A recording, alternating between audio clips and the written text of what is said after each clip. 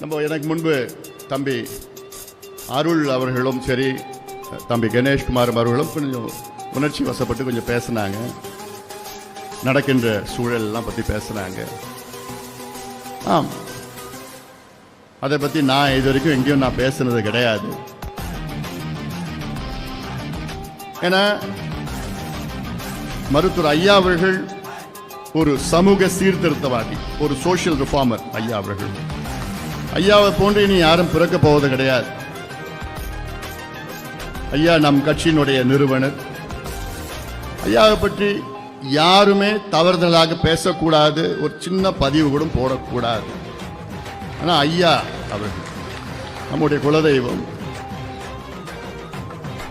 ஐயாவை சுற்றி சில தீய சக்திகள் இருந்து ஐயாவை தவறுதலாக வழிநடத்தி ஐயாவுக்கு பொய்யான செய்திகளை சொல்லியே ஒரு சூழலை உருவாக்கியிருக்கின்றார்கள். அதையெல்லாம் நாம் முறியடித்து நம்முடைய வேலைகளை நாம் செய்தால் போதும். நாம் வேகமாக நாம் முன்னேற வேண்டும்.